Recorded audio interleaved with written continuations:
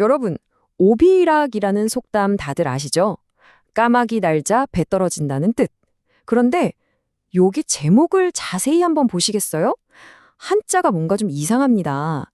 배나무를 뜻하는 배리, 자가 아니라 오얏나무, 즉 자두나무를 뜻하는 오얏리, 자가 쓰여 있네요. 거기에 묘비우스의 띠라니? 끝나지 않는 고리?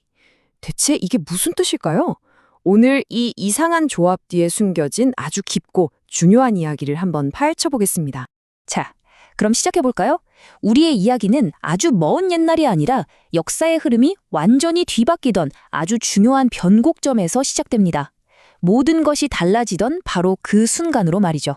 시간을 거슬러 올라가 보죠. 때는 1907년 서울입니다. 어땠을까요? 대한제국이 정말 그야말로 운명의 갈림길에 서 있던 바로 그 위태로운 순간이었습니다. 바로 그 해 서울 한복판에서 아주 이상한 일들이 벌어지기 시작합니다. 한번 보세요. 친일단체인 일진회가 남대문 앞에 떡하니 거대한 아치를 세워요. 근데 장식이 좀 이상하죠? 태극기랑 일장기가 엇갈려 걸려 있습니다. 그리고 얼마 안 가서 고종 황제가 자리에서 강제로 물러나게 되고요. 이걸 또 기념한다면서 일본 황태자 방문 엽서를 찍어내는데 여기서 정말 소름 돋는 건 말이죠. 이 엽서에선 태극기가 아예 사라져버렸다는 거예요. 오직 일본 황실을 상징하는 구파 문양만 덩그러니 남아있죠. 이게 뭘 의미하겠어요? 상징을 통해서 역사를, 나라를 지워버리려는 시도였던 겁니다. 그러니까요. 이게 그냥 장식품이 아니잖아요. 이런 식으로 상징을 지워버리는 그 뒤에는 대체 어떤 이야기가 숨어 있는 걸까요? 우리가 파고들어야 할 부분이 바로 이겁니다. 그 비밀을 풀 열쇠가 정말 의외의 곳에 있습니다. 바로 우리한테 너무나 익숙한 속담, 우비락이에요. 근데 우리가 아는 그 뜻이 전부가 아니었습니다. 자, 오비이락 하면 딱 떠오르는 뜻이 있죠?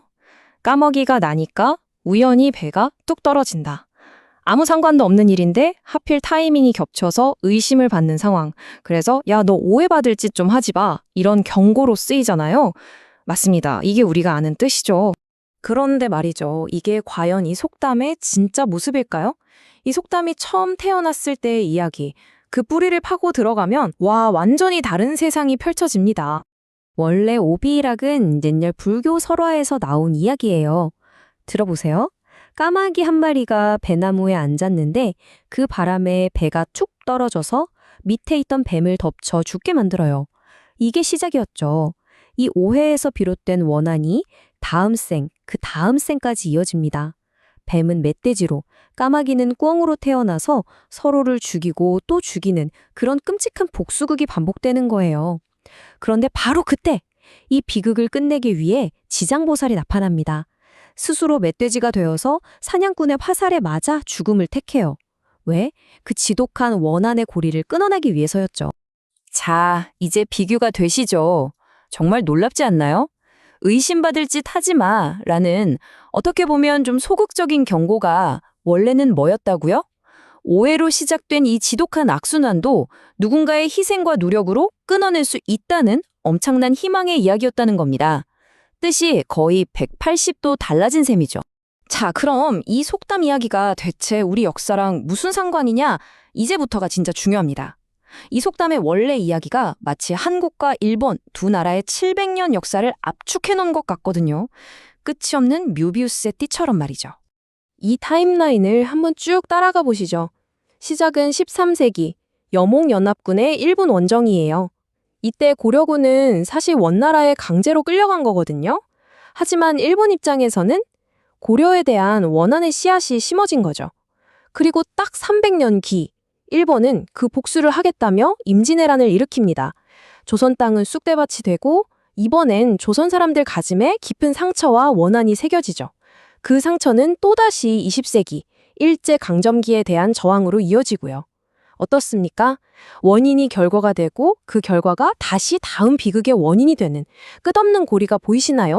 결국 이 모든 악순환의 핵심은 딱 이 한 문장으로 요약될 수 있을 것 같아요. 우리 모두 자기가 당한 상처는 너무나 아프게 기억하지만 내가 남에게 준 상처는 참 쉽게 잊거나 어쩔 수 없었다고 정당화하죠. 바로 이 지점에서 비극의 묘비우스 띠가 계속 돌아가는 겁니다.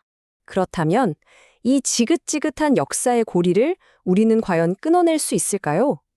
바로 이 지점에서 오비락이라는 속담이 오늘날 우리에게 던지는 메시지가 있습니다. 자료의 저자는 이렇게 말합니다.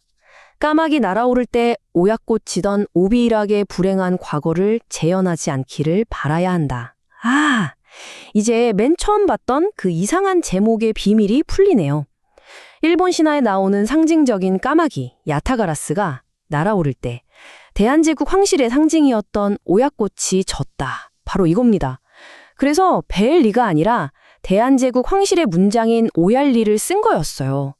단순한 속담 인용이 아니라 한 제국의 몰락을 담은 정말 뼈아픈 역사적 은유였던 거죠. 자, 정리해봅시다. 이 오비이락이라는 속담은 우리에게 두 가지 지혜를 동시에 주고 있는 겁니다. 첫째는 경고. 우리가 아는 지금의 뜻처럼 애초에 오해받을 만한 행동은 하지 말아야 한다는 거죠. 그리고 둘째는 희망.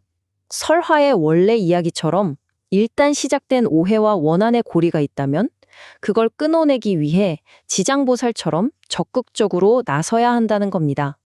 오비이락. 이 네 글자 안에 경고와 희망이 모두 담겨 있었네요. 마치 한쪽 면을 쭉 따라가다 보면 어느새 반대쪽 면에 와 있는 묘비우스의 띠처럼 원한의 역사도 그렇게 계속 이어져 왔습니다. 과연 우리 세대는 이 고리를 끊고 새로운 길을 열 수 있을까요? 이 질문을 여러분께 남기면서 오늘 이야기를 마무리하겠습니다.